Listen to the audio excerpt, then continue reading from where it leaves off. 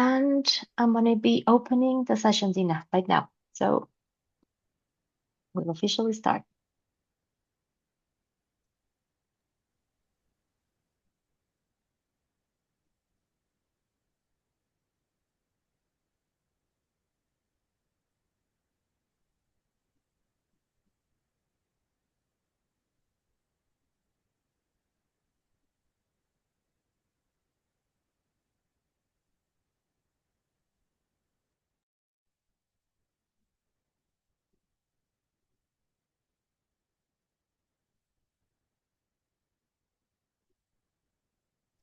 Ready.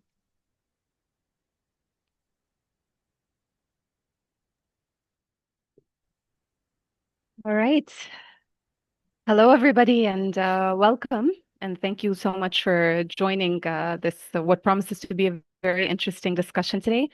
I'm Dina Khalil. I'm Senior Manager of Research and Advocacy at Habitat for Humanity and Manager of the Urban Housing Practitioners Hub for the Middle East and North Africa. And it's such a pleasure to have you join us today for this virtual panel discussion on affordable or low-income rental housing.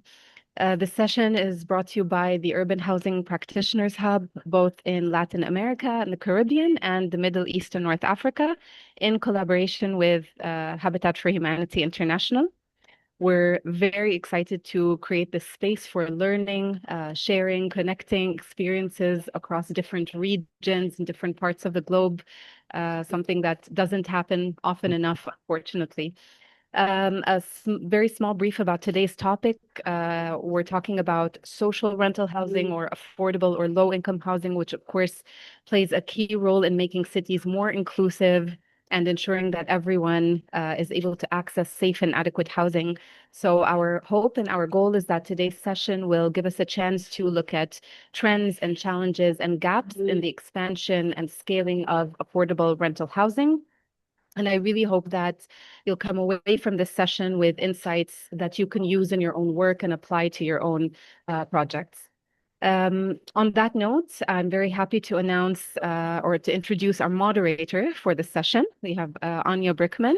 Anya is the CEO of the Affordable Housing Institute and, of course, an international expert on affordable and adequate housing. And we also have with us today Yahya Shaukat, who is co-founder and co-director of 10 Tuba Applied Research on the Built Environment, where he directs the Built Environment Observatory. We also have Pablo Lopez, who is Housing and Habitat Coordinator in the Sustainable Territorial Development Division of CAF, the Development Bank of Latin America and the Caribbean. We have Vera Bucacci, who is Executive Director and Managing Principal at Kunki Design Initiative. And last but not least, we also have Mark Cooper, who is Senior Director of Thought Leadership at the Urban Land Institute in Asia Pacific. So I'll hand it over to Anya, who will guide us through the discussion, help us explore key questions, and we'll kick things off with an overview of the topic before handing it over to our speakers. So thank you very much. I hope you enjoy the conversation. And Anya, over to you. Great. Thank you, Dina. And thank you to Marina for helping to organize this and all the speakers for joining us today. Delighted to be part of a conversation that's crossing time zones and bringing this discussion of this topic to various regions through this collaboration. So quick share screen here. Can everyone see that? Yes. Great. All right. Oops. Except that it's not letting me change slides.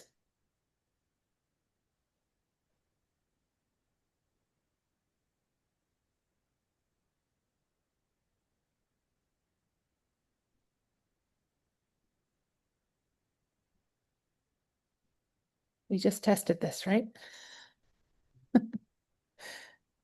Something always has to happen at the last minute. All right, we'll do it this way because I don't want to spend time messing with PowerPoint. So there we go. And the animations won't work, but that's okay. So I wanted to just start off the discussion today by setting the stage with an understanding of how rental housing and particularly low-income rental housing, but rental housing as a whole is an important pillar of housing ecosystems across the globe. So this is a chart from the OECD data, which is a mix of years, but includes some very recent data from 2024. And you can see in the green bars that is both rental on the private market and rental at a subsidized price, or what we would be looking at as the low-income rental. And it really is a complement to home ownership. And rental is really important because it can facilitate housing mobility for a variety of reasons. It's a growing market, both privately and within social ownership or management. And at the moment, it's around 25%, a little bit over among the OECD countries of the housing stock within the OECD countries. So it is a significant market. It responds to household life stages, and this gets to sort of the flexibility and why it is such an important pillar. The graphic on the right is, sort of a general sense of an arc of the consumption of housing, of someone's consumption of housing over time. And also the cost of that housing usually relates to it. And so there's, in childhood, you are wherever your parents are. In early adulthood, you may be moving around, you may be living with roommates, you may have changing situations on a regular basis, whether it's because you're a student or you're changing jobs or other approaches. At the point in which you're building a family, and then a little bit beyond that, as your children have moved out, you're likely looking for a more stable housing situation that can, in many cases, be rental, but it's also where people generally aspire towards home ownership.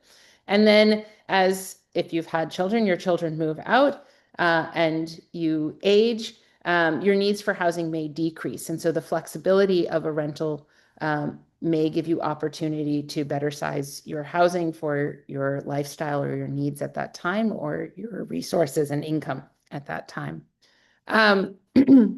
So urban environments, of course, attract many different types of households, and home ownership is not always the best fit for that a point in time for any given household. So having a rental market and a vibrant rental market at various price points is really critical to an urban housing ecosystem. It has fewer barriers to access, so you need less capital to engage in it. You may be able to be mobile between places, across immigration, across borders. And it gives you that flexibility. Another key point is that when you're renting, you don't necessarily need the know-how or need to make the investment that you would make in owning a house. Anyone on this who owns a house will know how many things break on a regular basis and how much it takes to manage that and address that. And when you're renting, that is outsourced generally and hopefully to a management entity or to your landlord in various ways. So it allows that flexibility and that fewer resources in certain respects. Again, some OECD data, and this is likely variable across locations, and I look forward to hearing from our panelists who are coming from very specific and different contexts. But generally, rental tends to be predominant in the lower income quintiles because it is more accessible. Doesn't require as large an upfront capital source for down payment or other investment towards ownership. But it can vary across countries. The black dots, black triangles, diamonds rather, that you see here are that bottom quintile rental percentage going up in the various countries of the OECD. But there are some challenges, and particularly in the lower income quintiles, there is the potential for it to be not affordable, as is the case of any housing, but also unstable or with insecure leases or insecure tenure, because that tends to be concentrated. So it's important to find and build and cultivate, nurture good landlords within the lower income housing sector, the social housing sector, and I'll speak to that a bit.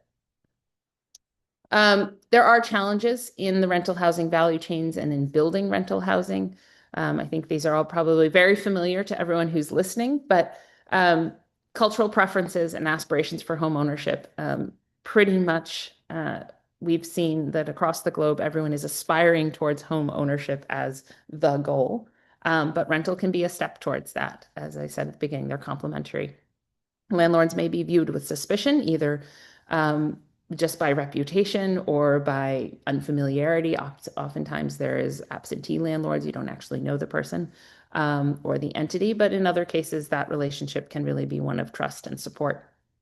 The offtake is more complex for a developer, or maybe more complex. Depends on the market, depends on the long-term management plan, if the developer is going to stay on and be engaged as the landlord along the way, which not all developers want to do, because being a landlord is a very complex and very specific endeavor. It's a different infrastructure, and it carries risks in the long term that some developers may not be interested in being a part of. And that's where counterparties can really come into the equation, so that there is an ecosystem of actors working to develop the rental housing ecosystem. Not always, but it may be less profitable on a unit basis for sale than for sale housing, particularly within the social rental sector. As with any affordable housing, some subsidy will be required somewhere along the way. And the question is always balancing the goals and the resources in that regard.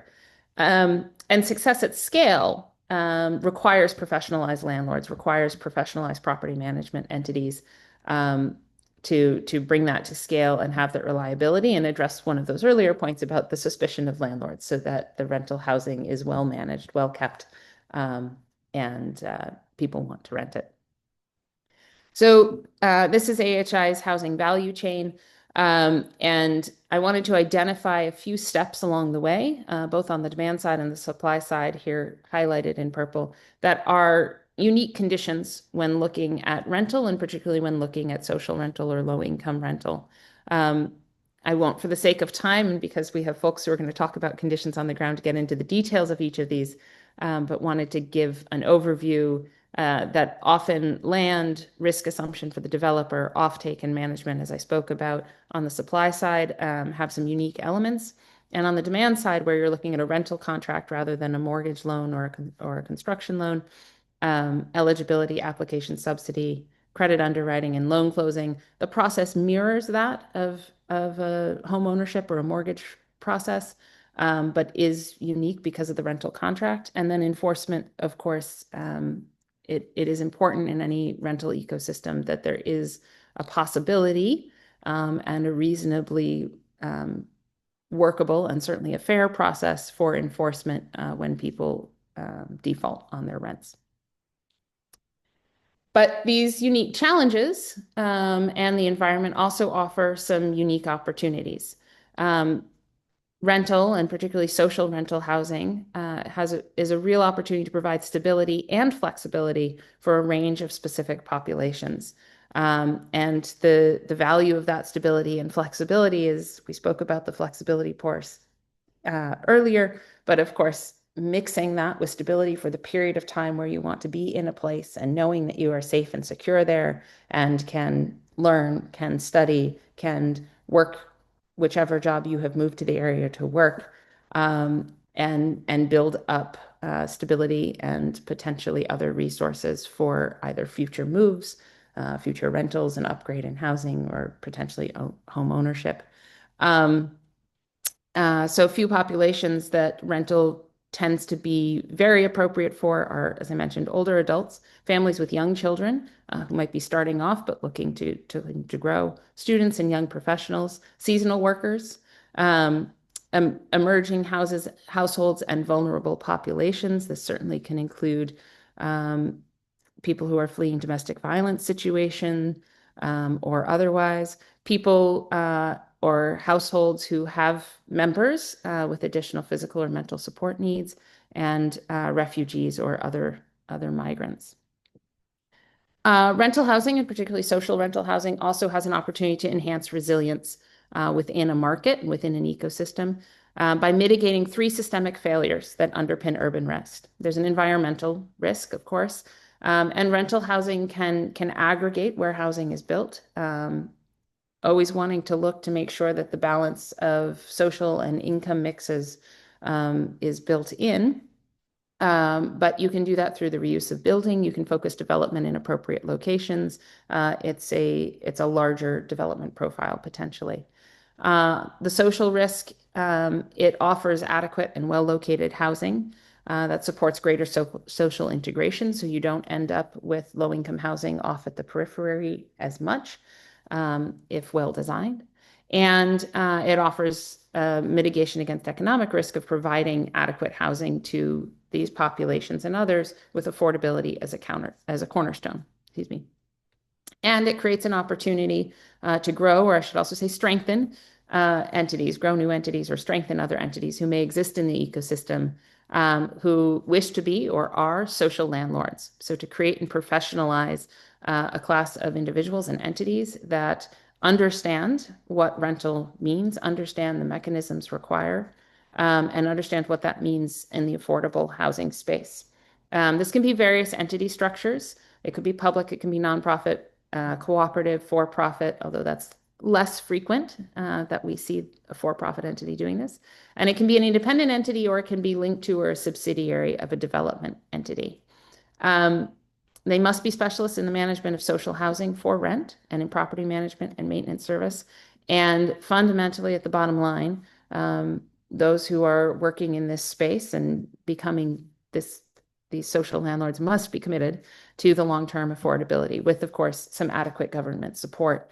And there is a very important role for governments to play in enabling the environment for these entities to grow and thrive, for developers to engage in the space and grow within the market. But there is a real opportunity there. And as I started off with, it looks to be at least 25%, if not significantly more of the market. So it is a significant asset class to be paying attention to. And with that, I will turn it over to our next panelist and look forward to the discussion. I believe that Marina and Dina will be collecting questions if folks have them along the way. And I have a few as well. And so we'll do the set of presentations and then have a question and answer period at the end of that I'll help to moderate. So please feel free to put questions in the chat. And I will hand it over. Thank you.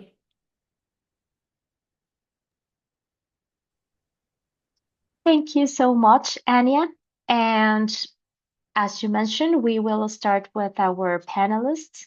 And Yahya, I would invite you to take the microphone. Welcome, and the floor is yours. Okay. Well, thanks, Marina and Dina, for your invitation. And Anya, your presentation was a very good swingboard for what I'm going to talk about next. There's a lot of overlap, as you'll see. And I'm actually very excited that people are talking about rental housing, because most of the talk we see about housing policy has to do with ownership, and rental has sort of faded into the background. I'll just share my screen and we can start.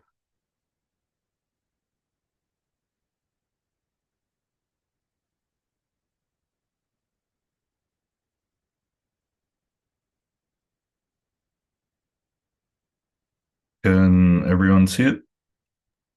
Yes. Yes. Yes, Yahya. Okay, great. So I'll just jump into it. For those of you that don't know us, the Built Environment Observatory is project within Tentuba, Applied Research for the Built Environment. We're based in Cairo, and we work through the Built Environment Observatory on a range of housing policies. We do that through pamphlets and awareness. We help NGOs develop strategies for housing, and we also have our own publications and books about the housing situation, which affects most people in Egypt, at least as you'll see. Very quick statistical overview. Rent has been regressing quite sort of significantly in Egypt from the 70s to today. This is data from the censuses. They happen about every 10 years. So from the 70s, it was a high of about almost two-thirds of urban Egyptians were renters, which is the bottom dark gray that you see there. And gradually it started falling over time as ownership policies became the main policies. Egypt changed from a socialist regime to a neo-liberal one. And then in the 90s, you will see a big change after that, is that rental is divided into this dark gray, which is the old rent. This was rent control. And then light gray, the lighter gray is the new rent, which is market rent. It's completely deregulated in 96, but owners that the tenants that still had rent control contracts remained. But that, as you can see, between the 2000s and 2010s, their proportion halved down to about 14% because there's no new rent control. On the other end, market rent surged, so from 0 to 10% in just a decade. But then after that, it sort of plateaued and it only grew by 1% in the decade after. So you can see that how it's affected. Over here, the top, especially these top two bars, are ownership. The 19% here is ownership through the markets, people that buy from the market. The 47% is actually people that either self-built their own homes or inherited them. The problem is the data is mixed, but it just goes to show that ownership in Egypt is actually based more on building your own home, self-building, and not necessarily the market. The market is a specific part. The problem with market rent is it's becoming extremely unaffordable. This is some data we did back in 2018, showing about a decade of how the rent to income ratio has exploded from about 14% in 2008 to about 40% in 2017. I'll be very scared to do this today on today's data because rent has gone up crazily post-pandemic and post the war in Ukraine, where the Egyptian pound has devalued and property prices kept going up. And there's absolutely zero regulation on how prices explode.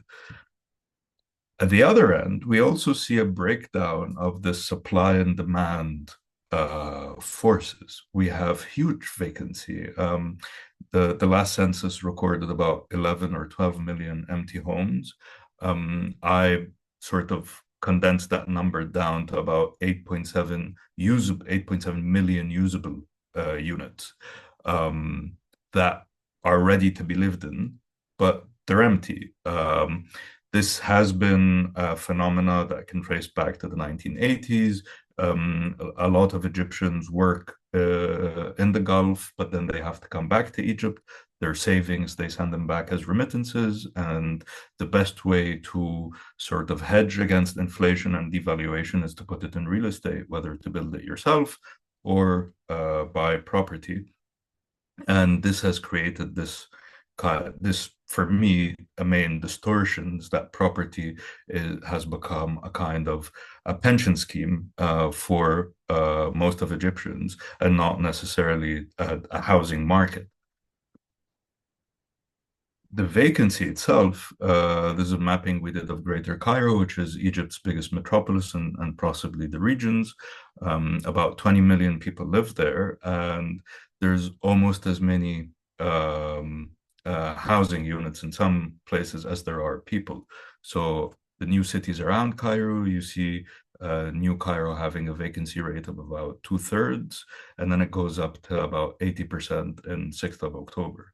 And these are brand new homes. They have access to utilities, water, sanitation, and all that, but they're just standing empty.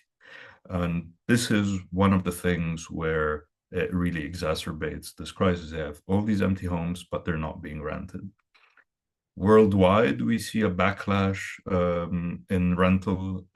You see calls for abolishing landlords or abolishing rent, and people are really feeling the bite of the market worldwide in something that is considered a service or a right, but people are constantly being outpriced. As renters, their income is going to build other people's wealth and not their own. And it's reached the point of breaking point where a lot of countries now that have abolished rent controls are thinking or looking at ways of bringing them back.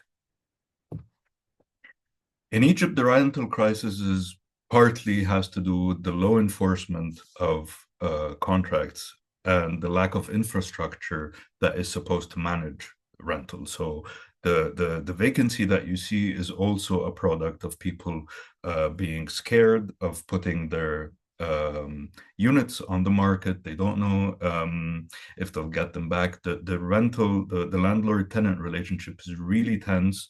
It has to do with decades of rent controls, which became unfair at the end of the 60s and the 70s, but also has to do with the lack of any civil society infrastructure to deal with disputes and so on. And disputes go straight to court, and courts are very slow in following up, in addition to a whole other host of infrastructure that just isn't there for rental.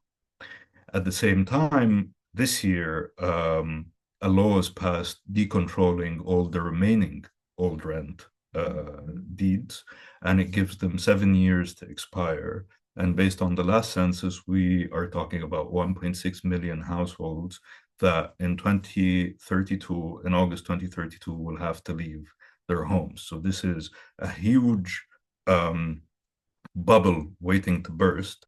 And most of these people definitely cannot afford to buy. And the only other option would be for them to rent. But then with high market rents, it's a really dystopian scenario that might happen in 7 years. This is exacerbated by this, like I said, home ownership strategy. And this is a slide from Egypt's, the Ministry of Housing's housing strategy for the next few years. And it's all about building social housing that is for sale, not for rent, for low-income people, building middle-income housing for middle-income, again, for sale. And I don't really understand availing, but there's also high-income housing. So it is really high time that we exploit the vacancy, that this vacancy is tapped into, is used, and is brought onto the market by addressing the problems that we have with rental. Of course, renting versus buying is about income and not wealth. And in a society where about almost 30% of people are below the poverty line, it's very, very important tool to get people into housing.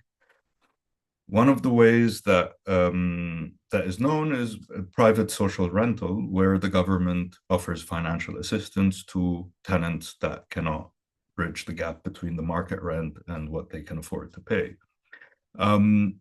This has a lot of problematics around it. Some people see it as a subsidy to landlords that already have wealth, so why pay the difference? Why not bring the difference down? But there's also a lot of other details that are overlooked by it, and if you just do that without other infrastructure, then it becomes worthless. So in terms of financial assistance, there's also need for some people can afford the rent, but they can't afford to pay the deposit, which is usually 2 or 3 months rent upfront. So there could be assistance there. There could be deposit guarantees that also allow people to get their deposit back, or landlords to get some money out of the deposit if there's things that need to be remedied after the tenancy, and where it's not a point of contention or tension between both sides. You have infrastructural assistance, like I said, that's needed, minimum standards for renting out, dispute resolution mechanisms that are outside the court that can be a point of first recourse before you go to court. And of course, property management companies that can also act on behalf of landlords, but with also a social sense, and they're not just about getting the rent at the end of the month. So, but these are all incentives to incentivize owners to rent out their vacant units, but might not work without a little pressure also to rent them out. One of the main pressures has been property tax. In Egypt, it's been very low compared to property value, and even then, it's not been forceful enough to get owners to rent out their vacant units. Maybe if it's more progressive, more detailed about vacancy, especially. So here we're talking about vacancy controls, then that would push a bit more units onto the market. Another interesting avenue is moral duty. Egyptians have a very big sense of sort of social support. We give a lot of money in terms of donations. A lot of it is sort of religious based, but also cultural. And this money plus this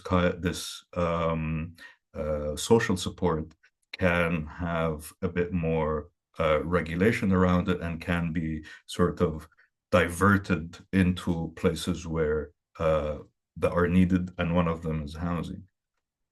And this Yeah, moves if me it is to possible to wrap up in the next minute or so, this that is would the be great. last slide. Perfect. So this brings me to the evolution of the private social rent into cooperative social rental. And here we tried this out with Habitat for Humanity in their housing strategy, is for charities to buy buildings and then rent them out with a cross-subsidy mechanism. To buy them, we proposed that we estimated that there's about 20 billion pounds, and this was back in 2019, 20 billion pounds in alms, zakat, donations that are given out in Egypt every year. This is almost double the government's budget for housing subsidies. If a percentage of that can go to charities that are able to buy buildings and manage them in a sense where the ground floor, for example, can be rented out commercially, so it pays a big part of the rental income. The residential units are rented out in a social mix from very low income to maybe middle income, so you don't get the ghettoization that happens with housing estates. And then the roofs could be used for communal space, solar panels, or roof gardens. You'll be able to get a mix that at least the income is enough to spend on maintenance and managing the buildings, while the people that have donated to these charities, they can also act like trusts where the money is in the building and it goes up, the value goes up in equity, and when they want to exit the trust, they can get their equity back plus the value that it's gone up, and someone else can come in. So this moves money from the commodification side of housing and having these empty units to something that is social and that also preserves people's savings, because a lot of people are actually not interested in moving into the housing that they buy. And since I've gone over time, I think I can stop here. Thanks very much. Thank you so much, Yahya, for this very interesting presentation. Next, I'll hand it over to Pablo. So, Pablo, if you would like to share your screen, the floor is yours. Yeah, thank you. Let me share my screen.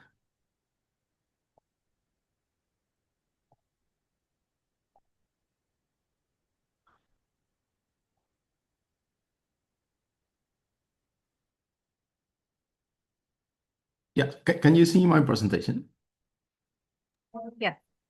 Okay, thank you. Thank you very much. Good morning, good afternoon, everyone, and thank you for the opportunity to contribute to this discussion, which I find crucially important for our region. And what I'd like to do today, very, very briefly, is share a few reflections from our region. in Latin America and the Caribbean, drawing on CAF's work in housing and explain why rental, of course, including social rental, is taken seriously within our policy framework.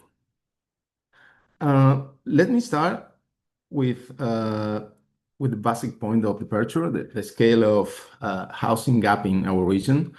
Across Latin America and the Caribbean, we still have tens of millions of households living either without formal housing or in dwelling that lack adequate conditions. I mean by that overcrowding, informality, or even the absence of basic services.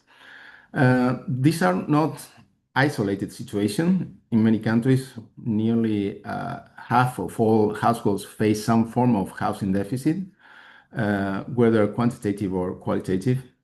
And while construction quality has improved over the past 2 decades, the reality is that progress hasn't kept pace with demographic and economic trends.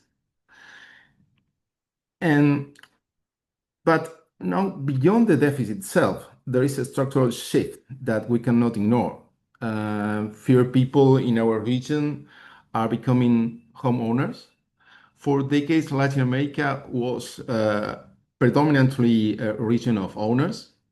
In some countries, ownership rates were about, let's say, 80%, supported by, as Anya said, cultural expectation and even public policy that treated property as the single route to residential stability.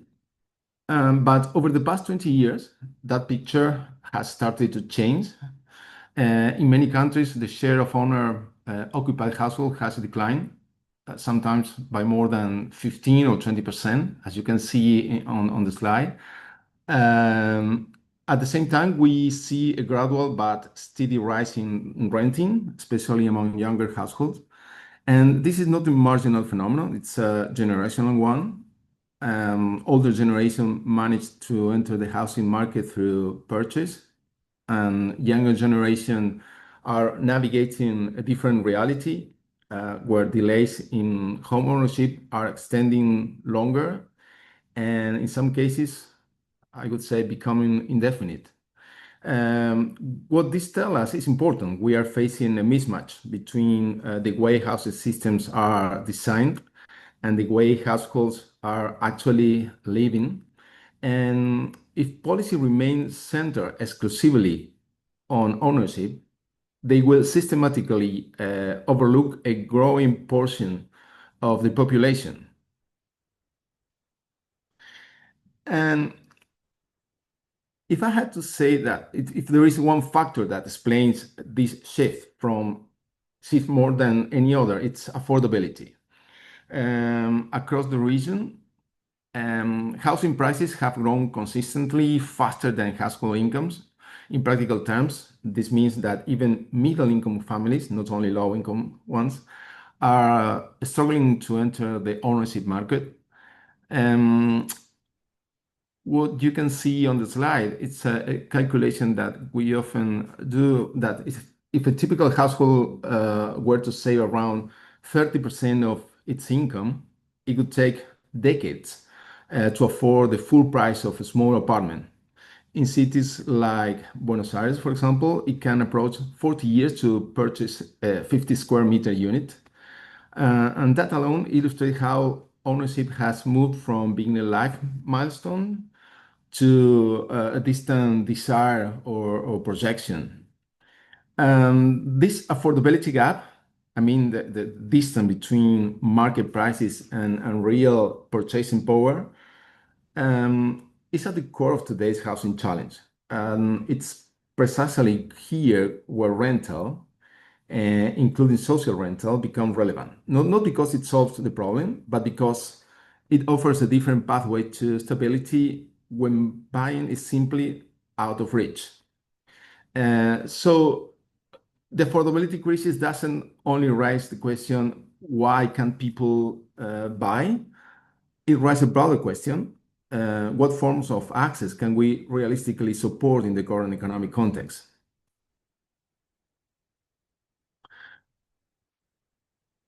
And at this point, the question is not whether ownership remains important. It clearly does.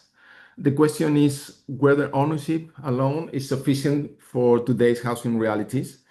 In Latin America and the Caribbean, rental has often been treated as temporary or informal, something people use only while they wait to purchase. But the trends we've discussed suggest that rental is no longer a transitional stage for many households. It has become a long-term condition, definitely. And that's why it's necessary to broaden our policy approach.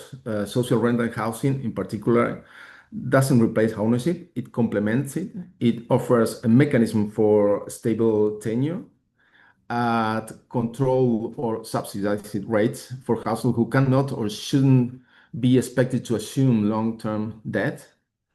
And in our region, discussion around rental are often framed as an exception, but in practice, rental already exists on a large scale. It's just informal, unregulated, and unsupported in many cases. So the challenge is not to create rental, it is to formalize and improve the condition under which it operates.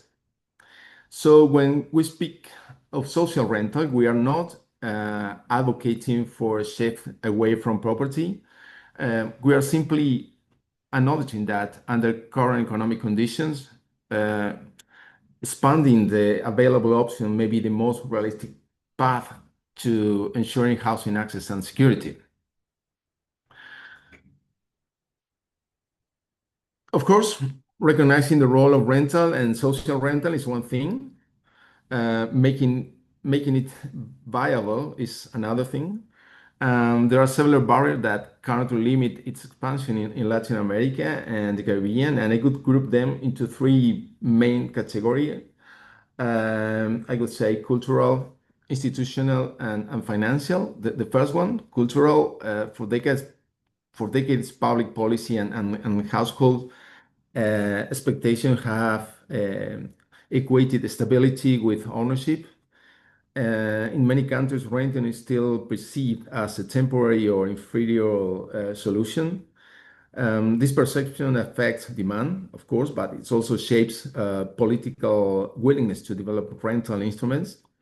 The second factor is institutional. Rental markets in our region are weak or under-regulated. In many countries, we lack clear frameworks for tenant protection, contract enforcement, or even landlord incentives. So without predictable rules, it's difficult to build trust, either for families or even for investors.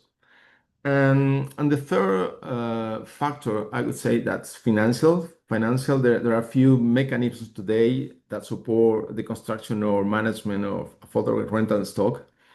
Most credit systems are designed for ownership, not for long-term leasing models.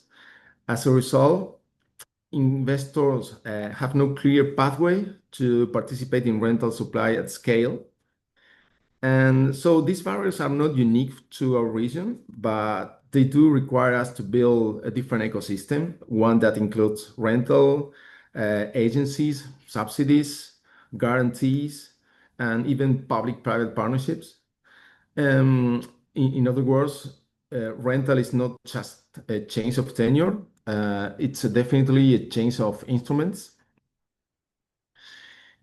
And so from CAF's perspective, our role as development bank is not, of course, not to replace national housing policy, but support countries in expanding the range of tools they have at their disposal.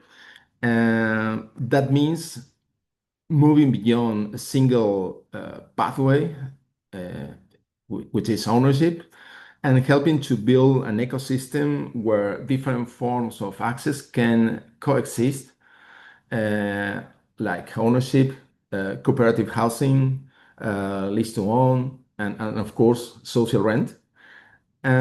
Through our housing strategy, we are working with government to strengthen three pillars, I would say policy frameworks.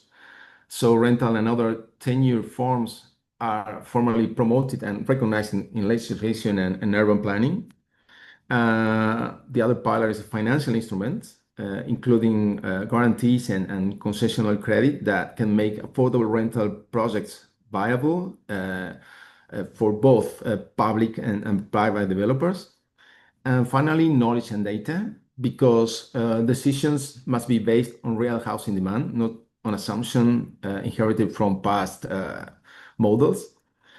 So while ownership will remain a priority in many contexts, expanding rental options may well be the most realistic way to ensure access in the short and medium term, particularly for younger households and low-income workers. So let me finish with some remarks. To conclude, I don't believe the debate should be framed as ownership versus rental. Ownership will continue to be an aspiration for many households, and rightly so. But today, the real challenge is how to guarantee housing stability for those who cannot access ownership under current market conditions. If housing systems are designed around a single model, we risk leaving out a growing share of our population. But if we design systems around option, like regulated rental, cooperative models, share ownership, we open multiple pathways to the same objective, which is secure and adequate housing. So my invitation here is not to abandon property, but to broaden the agenda. Housing policy shouldn't only ask, how do we build more homes? It should also ask, how do we build more ways to live securely?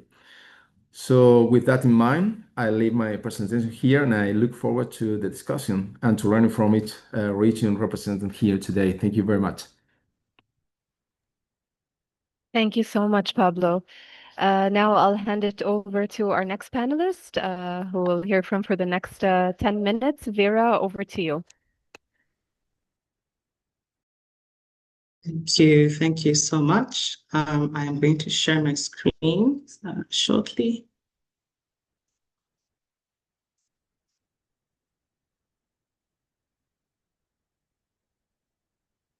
There we go. Let me know if you can see that. Yes. We can see it. All right, perfect.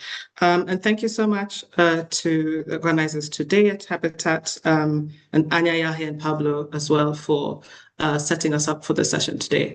Mine will be a little bit different. I picked up on the points around scalable innovation and partnerships to support inclusive, sustainable rental housing and promoting collaboration and capacity building. So it's not directly about housing, but more around the innovations that could support that through the work that my organization does. And we'll talk about it from the context of Kenya. I work with the Concrete Design Initiative, and you'll see shortly why we think this is relevant. KDI is a nonprofit urban development organization. It focuses on participatory design, community-led infrastructure, and resilience and equity in the built environment. We recognize that in the context of thinking around vertical infrastructure, just public realm is a really important component, and it's a space we've been working in for around 20 years, mostly, and having been founded here in Nairobi, where I am based in Kenya. We have 4 offices in 3 countries, Kenya, the US, and Sweden, and were formed in Kenya in 2006, but have been working and collaborating with communities and projects in about a dozen other locations in between. And I wanted to share this. This is a kind of the foundation of the organization because it helps us to think a bit about our work today. A lot of the work that has been done in Kenya has been around public space. And this waste space in Kibera was our first project in 2006, 19 years ago, of an environmentally vulnerable area in a population, in a Kibera informal settlement, which is around 200,000 to 350,000 people. Waste was collecting at what was formerly a storage dam for Nairobi's water and a recreational area. And in that population, the vast majority of people aren't living in decent housing. In reality, we are talking about 60% of Nairobians or so living in informal or unplanned housing. And the vast majority of that, 70 to 80%, sometimes data says 88%, are going to be renters. And whether or not that is decent is a very big question.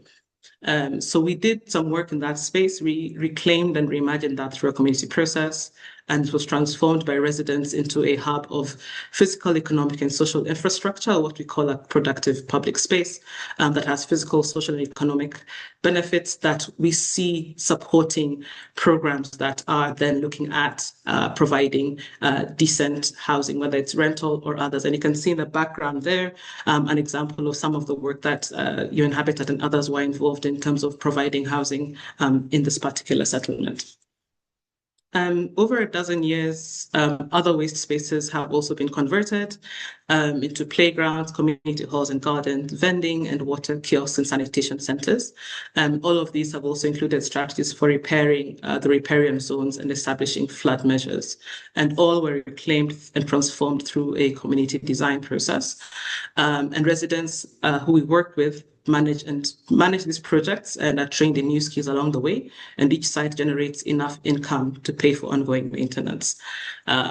So I think, what we have found, and this is where this fits into our conversation today, in many informal settlements, the horizontal infrastructure is already, it's incomplete, it's ill-maintained, or it's fragmented. And yet the residents, the majority of them who are renters, are having to innovate constantly, doing physical repair at their own cost through social structures and risk mitigation with a response rather than a proactive management system. And some data points for you. For a basic informal shack in Kibera, the rent per square meter is actually higher than a modern apartment in a formal Nairobi neighborhood. This is because once you count the amount you pay for drinking water up to 20 times, by the time you count other aspects that people are paying for, it is actually higher. It's a smaller space. And therefore, in this space of trying to provide looking at public space as a node for basic services, a platform for informal economic activity and buffering against climate risks and a social cohesive environment, we think that looking at in these particular neighborhoods where tenure is uncertain and the state presence is limited, these types of spaces can foster social cohesion and become places of interaction, care, and collective identities. And essentially renters, structure owners, which is what we call them in some of these informal settlements, because tenure is a complex issue, and long-term residents can converge. And through that, bringing an aspect of governance, legitimacy, and state visibility. Local authorities many times are co-investing in some of these spaces and the adjacent infrastructure, and it starts to signal recognition of informal communities and building trust in public systems, which then support other programs that are going to come in, which they are coming in a lot of these spaces in terms of providing other type of social affordable housing. And for us in high density spaces or informal context, public space is seen as infrastructure, not as a luxury, but as a necessity, because what we have found in some of the spaces which have evolved in the last 20 years is that it's anchoring neighborhoods, helping to stabilize tenure dynamics, and laying the groundwork for what we hope can be inclusive urban development that can support settlement upgrading. Should the chair allow, I want to talk about just one other project that I think would be quite relevant to the conversation today. I'll try and fit it in the next 3 or 4 minutes. And this is around an integrated inclusive infrastructure framework for Kenya. This came out of discussions when KDI was 15 years old about how to meet the challenges of informal settlements. Again, a lot of conversations already happening around housing, but the associated infrastructure conversations weren't happening as explicitly. And yet we know that informal settlements are sitting at the confluence of climate rates, poverty, political contention, and fundamental lack of basic infrastructure alongside that housing provision. We also thought that neighborhoods hold vast potential, knowledge to shape their own urban futures. So KDI led a consortium which comprises the Institute of Engineers of Kenya, the Architectural Association, which comprises planners, architects, engineers, etc. We worked with University College London, Akiba Mashinani Trust, which is a Slum Dwellers International affiliate, and the engineering firm Arab, funded by the Royal Academy of Engineers, to put together this big program, which puts together 2 frameworks under 2 documents under this particular framework. which was looking to support inclusive and integrated planning, design, and implementing of infrastructure projects within informal areas. So the two guides, one purpose, and there's a website you can have a look at in your own time. We have a people's guide and a practice guide. And the people's guide was where we started. It was a practical resource for community and civil organizations to offer accessible strategies for engaging in infrastructure projects, which can extend potentially to rental housing, empowering residents and low-income informal settlement to shape planning and implementation of upgrades that affect their daily lives. So in that context where we've again spoken about rental tenure is informal, state presence is limited, the guide equips renters and other marginalized groups with tools to advocate and participate meaningfully in urban development. And hopefully also one of the aims of this work was to support inclusive slum upgrading. The other half of this is a practice guide, which is more as a strategic tool for practitioners, policymakers, built environment professionals, perhaps many of you on this call, and provides a structured approach to design and implement infrastructure that is, again, inclusive, integrated, and responsive to local realities, including potential social housing realities that are due to come in. It translates lived experience into actionable principles and tactics, all available on the website, and tries to bring about essentially social and ecological balance alongside what we've already spoken about through co-design, layered infrastructure, and policy linkage. So we think that these might be an interesting way for people to have a look and think a little bit about where you might be able to do some useful complementary approaches to some of the work that some of my excellent colleagues are speaking about today. I'll go right to the end of this due to time. But if you'd like to hear more about what we're doing, I'd be very happy to answer questions. Thank you so much.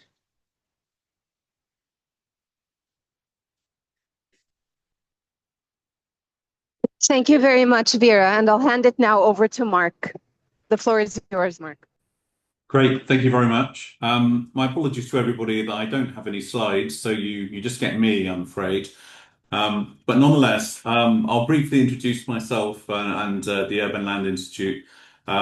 We are a cross-disciplinary built environment organisation with close to 50,000 members worldwide, most of which are in the US. Here in Asia Pacific, we're a small outpost, but we have what we call local councils in 8 countries in APAC, all doing kind of very broad work supporting our members and communities in the built environment. And our members are everybody from architects to developers to people in the capital markets side of the built environment and kind of everybody in between as well. Housing and housing attainability is one of our key kind of missions for the Institute as a whole. And we support that in Asia Pacific with one annual research report, the Home Attainability Index, and a number of local initiatives. And I will talk to you specifically about one in Hong Kong.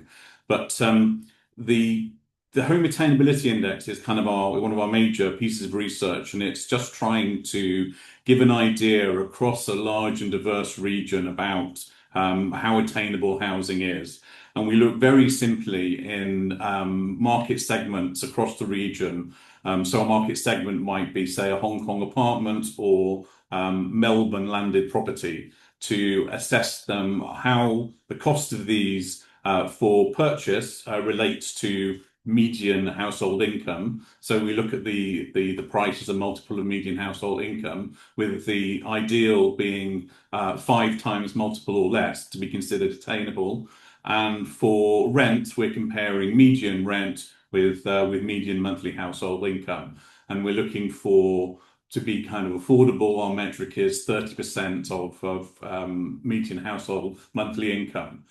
Although I'm speaking specifically about Hong Kong, I'll just mention about the region. One of the things that's very telling is that in most of the major market segments across the region, buying is not attainable. The multiple compared with the median income is in some cases vastly higher. And I think there's only, of the 51 market segments we looked at for this year's report, only only 7 are affordable for purchase. But of those market segments, I think 41 out of 51 are affordable for rent. So broadly speaking, even on a very broad brush basis, renting makes housing more attainable in this region. And that's even though the rental segment in many markets is quite small. So there is, in most countries in APAC, there isn't a multifamily residential market like you might see in the US or you might see in some European countries. Speaking of Hong Kong, which is where I'm based, and this is where our regional HQ is, Hong Kong is interesting in that it's one of the most expensive cities in the world to live. So on our own metric, if the median apartment in Hong Kong would cost you 23.4 times median household income, and the median rent would take up 72% of the median monthly household income. So it's expensive, but it's also, I should point out that the market is split 50-50 between owners and renters, but also approximately 30% of the population, and so 60% of renters, are in public rental housing, which provides apartments at a much, much lower cost, up to, I think, a maximum of around 6,000 Hong Kong dollars a month, which is about $750 US dollars a month, and is obviously extremely affordable compared with the rest. Where we have a problem is, of course, that there isn't enough public rental housing. So although the Hong Kong government has got a target for building 160,000 units over the next 5 years, historically it's slipped behind its targets, and bearing in mind that construction is difficult due to rising construction costs and labour costs, it's likely to be difficult for the next 5 years too. The waiting list for public rental housing as of August was, I think, 5.4 years. So it's tricky. And that means that we have kind of a gap between those people who might be stretched, who can afford the sort of the standard rental apartments, but who can't get into public rental housing. And it's particularly difficult for people with low incomes. We have a phenomenon in Hong Kong called subdivided units, where if you imagine a standard, say, 3-bedroom apartment is divided up to create 6 or 7 units, some of which are small but kind of acceptable, and some of which are small and awful. They're occasionally referred to as cage homes because each unit is really kind of only the size of a sort of an extended single bed with a kind of wire mesh separating residents from the other people in their subdivided room. There's about 110,000 of these units in Hong Kong, and the government is introducing legislation to improve them. But there is also a concern that the very worst of these can't be improved to the new regulations. For example, they would need to have natural light and natural ventilation, and the layout of some buildings simply doesn't allow for that. So there is a concern that this might lead to people who were previously in inadequate housing having no housing. And that remains to be seen what's going to happen with the regulations about subdivided units and how much that affects people. Something that you and I did a couple of years ago was what we call a technical assistance panel on low-income housing, trying to look for a market solution to low-income rentals. And this is, I will share the link with the organisers so that everybody who's here can have a look at the report and also have a look at the home attainability report. And so we convened a panel of experts to think about what could be done. And briefly, some of the suggestions were, firstly, to try and encourage a market for low-income rental housing, to enable people to convert buildings more easily, for the government to have a separate land zoning use for rental housing, which doesn't exist in Hong Kong, and to also to be able to let Hong Kong obviously makes a lot of money from land sales because the freehold land is owned by the government. To have land that is effectively sold to be used as low-income housing, but for a nominal or a nil cost. The idea is to try and make low-income housing worthwhile for investors, which is very tricky to do because of the high land values in Hong Kong. The final suggestion we had was also because of the need for proper management of social housing is to separate the ownership and the operation of these units. So to create social housing operators who would then operate these on behalf of an institutional or commercial landlord. And I have to say that although this advice I think was good, very little has happened in the 2 years since that report was published.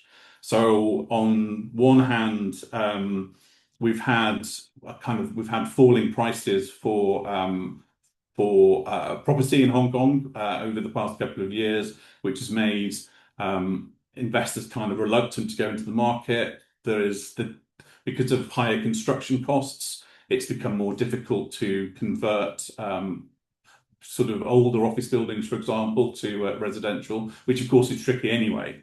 And we've had recently an influx of students from the mainland, which has been good news for the education sector and good news for the real estate sector. But it means that the type of properties which might have been potentially converted to rental residential, whether low income or otherwise, are instead converted to student accommodation.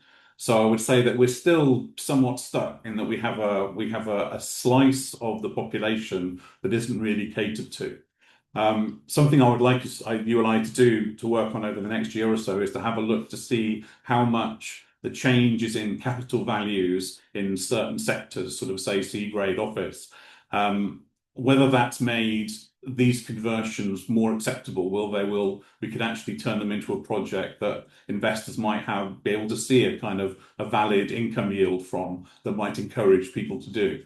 But nonetheless, we're still where we are. There is still, although Hong Kong is kind of a rich and busy city, there is still a significant sector of the population that's under-catered to, and that's the sort of thing that we hope to kind of address further and hope that our members can help with.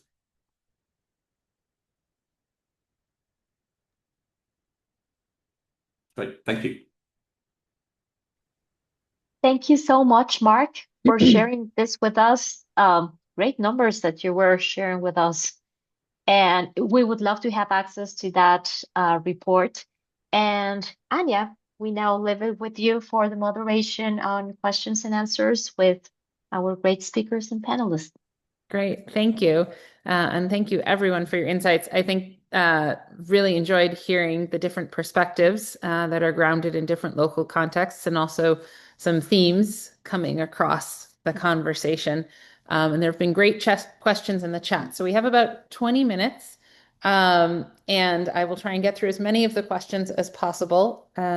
Apologies to those, and I'll try and group them so that we at least get them covered somewhat thematically.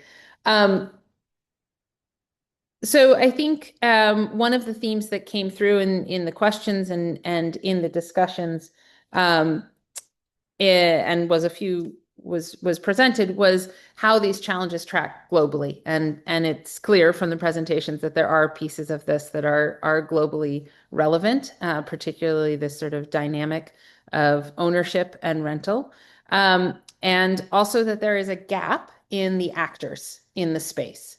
Several of the panelists spoke a bit about sort of the public, nonprofit, and then for-profit equations and how to bring those together. So I'd like to invite the panelists to do a quick round of thoughts on that, particularly starting with you, Yahia, because there were a few questions about how with the new policy going into place and your discussion of the potential for zakat or other social rental to be filled by that charitable sector in some way. And we've seen that in other contexts where much of the social housing landlords who grow up in an environment are coming from a charitable sector of one sort or another, sometimes religious, sometimes not.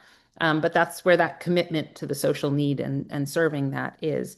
So Yakia, if you wouldn't mind speaking a bit more about what strategies you see that might help strengthen that role or what the opportunities are there, and how NGOs or housing cooperatives could mitigate some of this gap. Of course. Well, thanks for the question. I think it was Hossein. Hi, Hossein.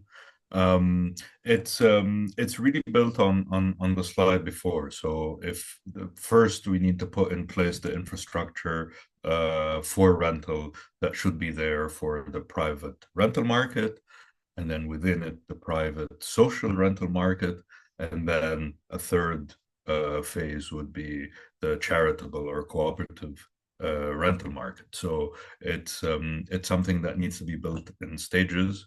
Of course, the problems that we see in landlord-tenant relations, a lot of them can be mitigated with policies that sort of absorb these tensions. So a big role for civil society. For instance, I visited Jordan, and in Jordan they still use customary judges, al-qada al-urfi, as we call it in Egypt, as a first point of dispute resolution.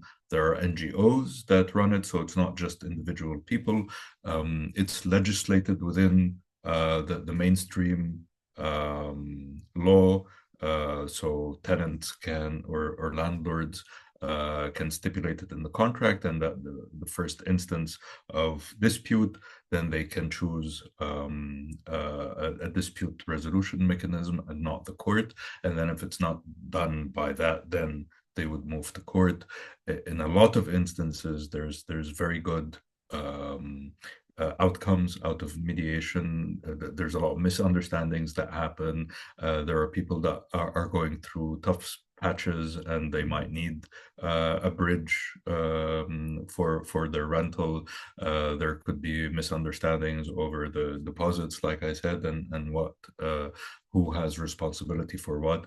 So all this is currently left to the individuals themselves to do, and there's a lot of power relations in that. So you can have either very powerful landlords, and this I've seen in Egypt, where because of this lack of regulation, that the only people that remaining that are renting are people that have physical control over their property. So it's usually family homes with multiple apartments, and the whole family lives in the extended family, and they would rent one or two apartments out. So people are really guests in their domain.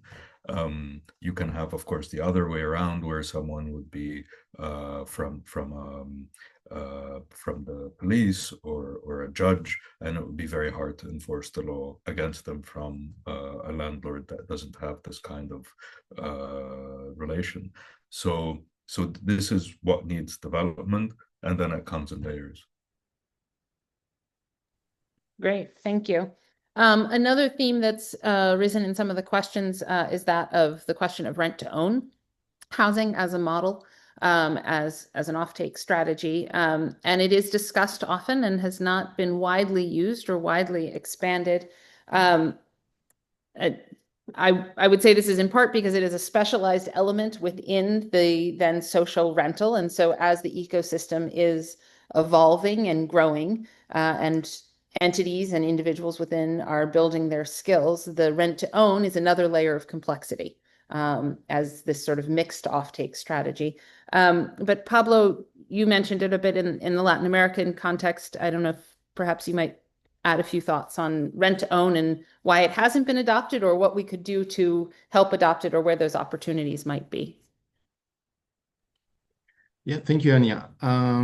Yes, social rental housing is increasingly being considered within public policy frameworks in Latin America and the Caribbean. It's still at an early stage, but we can see that in several countries, it's gradually entering the housing policy agenda and becoming part of the broader discussion on access and affordability. So we have seen I would say, incipient experiences in rental, in social rental housing, in rent to own as well.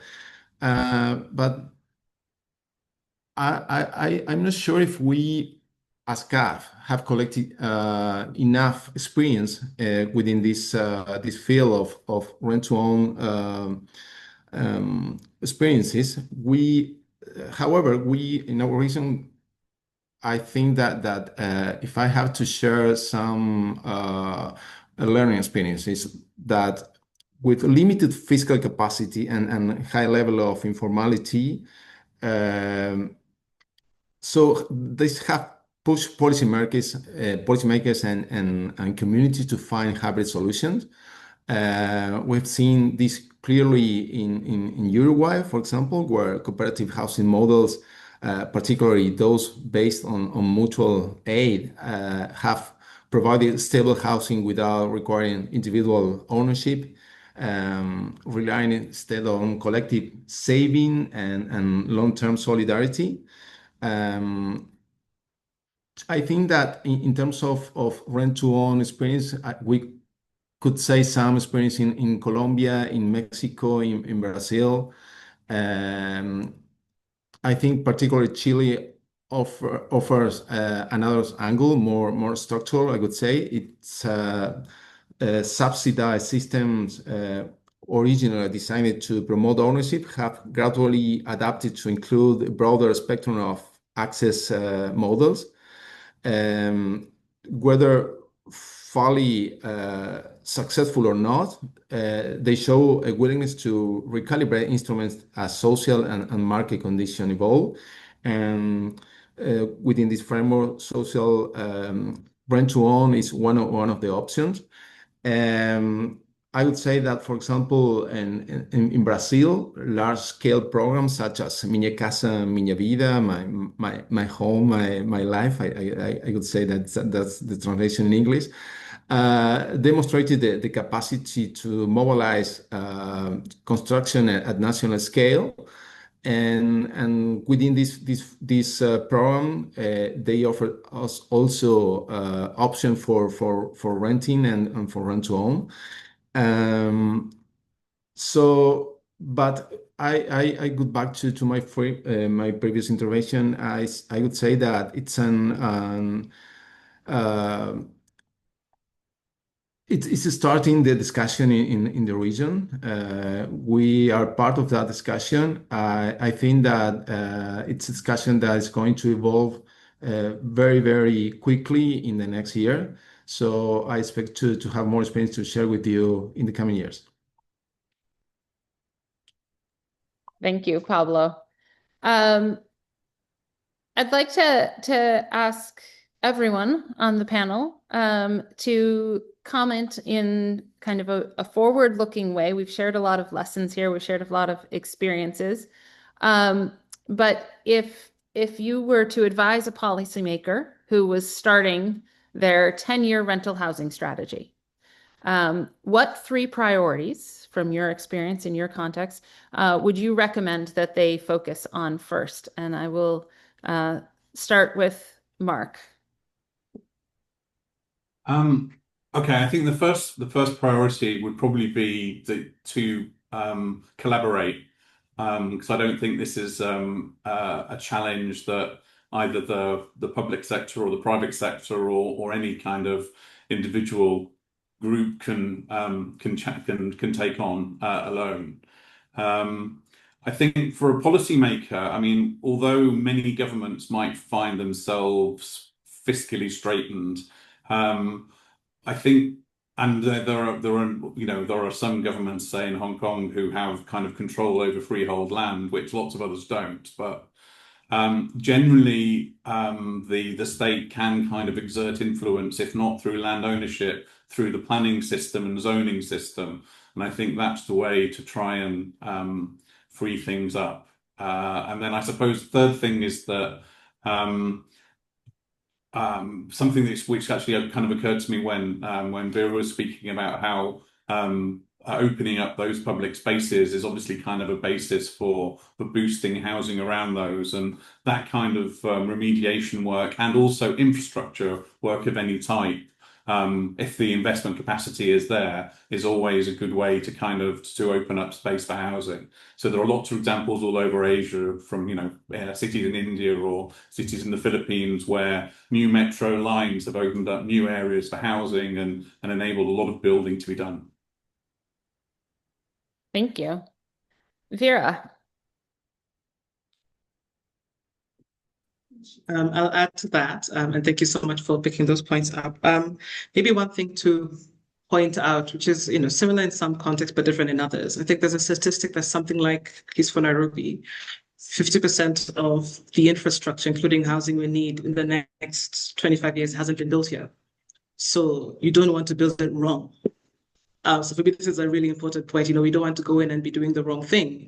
So for example, in some of the settlements that we've been working in, there have been really, on paper, strong looking projects that are bringing in social rental housing, only to find that the amount of interest is fairly low, because for some of these people, they're not interested in living in Nairobi in a house that they own. Even if it's a rent to own model, they would prefer to invest somewhere else. So how do you kind of make sure that the models work for the context? So perhaps for me, saying how to grab that opportunity, I'll pick up on what was spoken about just now, and maybe enhance that slightly and say in terms of network change. So for me, even the smallest public space or infrastructure project can become a node in a larger system of transformation. So this piece of work we've been doing, and that I mentioned on the 3IF piece, was linking actors, places, and institutions, and has gone on to influence fairly large road projects, for example, in a number of informal settlements, because they started to think about it as network change, as integrated systems, and not just a simple road. You're starting to link services, livelihoods, and also aspects of climate resilience. And then the other point I'll add, my third one, is on participation and co-creation. So I think that then helps to have a vision from the start and carry particular visions forward that are secure and scalable, and are able to provide that platform for being able to enhance and essentially see some of these residents as, I would say, co-authors of a future Nairobi. Yeah, those are my points. Thanks. Thank you. Yahia.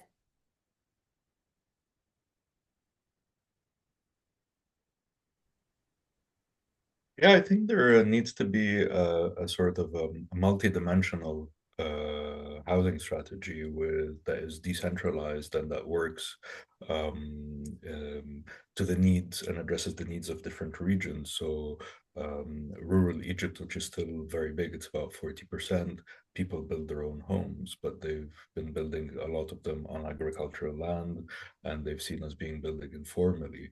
So why has this continued to happen? This really needs to be addressed.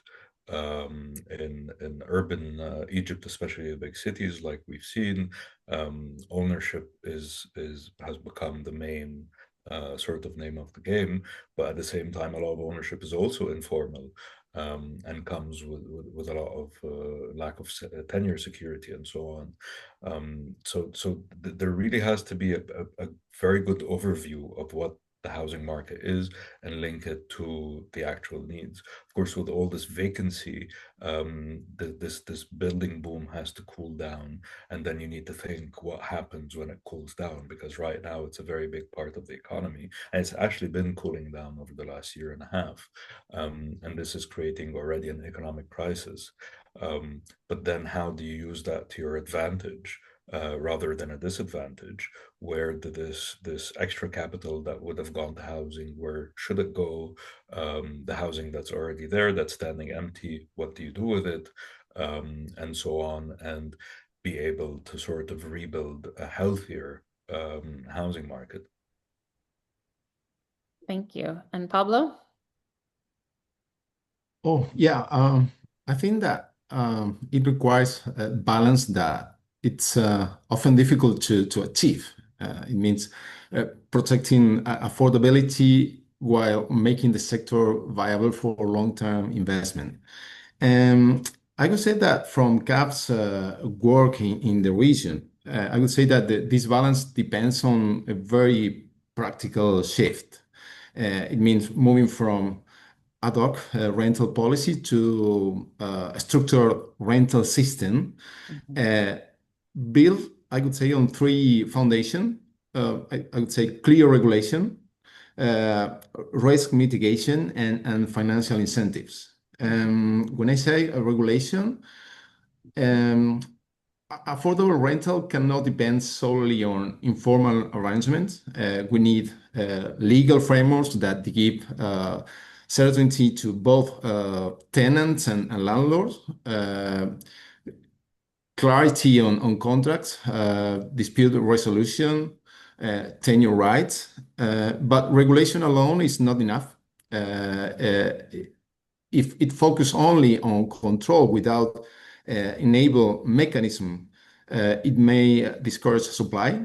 So I think that the second factor I mentioned was risk mitigation.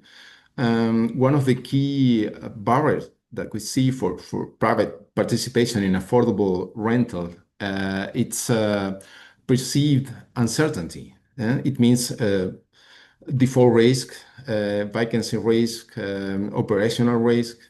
So instruments such as rental guarantees, insurance schemes, or public-private rental agencies can reduce that uncertainty and make investment more predictable. So this is an area where development banks, of course, including CAFs, can play a catalytic role. And the third point I would like to highlight is financial incentives. A long-term rental strategy must include tools that make it financially feasible to deliver affordable units. This could involve, I don't know, for example, concessional credit lines, tax incentives, land allocation, or mixed income requirements linked to public support. So without some form of incentive, architecture, the private sector will concentrate exclusively on high margin segments. It's inevitable. And so I want to stress that affordability doesn't mean subsidizing everything. It means designing a structure where public policy sets condition and then allows different actors, including private investor and social providers, to operate with those conditions. So yeah, I would like to leave here. Thank you. Absolutely. I wish we had more and more and more time because we have so many questions that have come in. To point to a few of them and then make a few closing remarks. There were a few notes about the model of social housing in France, which is a very large stock and a very good model that has been looked at and can be looked at further. And a number of questions asking about concrete solutions of how to solve some of this. And that is the next webinar in the series. So please come back and join everyone for that. I will not be moderating. It'll be a different set of panelists, more perspectives and conversations in that direction. And to lead into that, Pablo, you took many of my takeaways in your summary there, so I will realign there. But I think, this discussion has really shown us that while there are models to look to, and there's a lot of work going on in the sector, there is still a real need for new models for rental overall, for social rental in particular, including rent to own. And I think we've raised some very interesting routes of how to think about that, whether that's looking at improving the infrastructure for existing rental environments, which are often informal. And I think, Vera, thank you for that. It's a lens that's not usually taken in the housing conversation, where it's all about how do we get new stock or new stock from old buildings or reuse of that. But thinking about the environment beyond just the building is really something to take into consideration. Working with vacancies, there's clearly we got a deep dive into the context in Egypt, but there are several other locations around the world that have this kind of vacancy mismatch. And there is a real opportunity there to think about new models of investment, of management. What are the legal structures behind that? It's complex, but that's what makes a challenge fun, in my view. And I think the key in all of this is that as these models are developed, as these models are adapted, we're looking at how to make the models work for the context in which they are being implemented.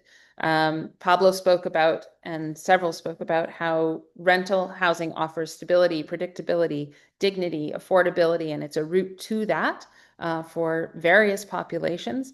All of those elements are based on the context. So whatever solution comes to offer that has to be based on the context and learn from other opportunities.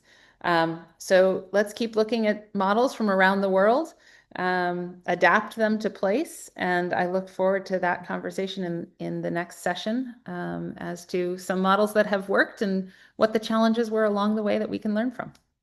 So thank you again to the panelists and to UHPH and to everyone who has joined us today and offered their questions. I expect, Marina, that those questions will be aggregated and maybe we can come back to them in some way, either in the next webinar or in follow-up communications. But really good thinking, and welcome the conversation. Thank you so much, Anya. Thank you to all our panelists. Thank you, everyone who has been this hour and a half with us. We will take all the questions as you mentioned, so we can try and process with you over email so we can get answers. And we will share all the materials after we finalize this webinar series. The second session will be on Wednesday. At the same time, we have been sharing with you the link for registration. And in case you don't get it in here, we will send you by email. And yes, we will be very happy to continue the conversation. And yes, we will do a follow-up with our panelists to get their presentations and also to answer a couple more questions. Thank you very much, and we will see you on Wednesday. Thank you. Thank you very much. Thank you so much. Take care. Bye-bye. Thank you. Bye.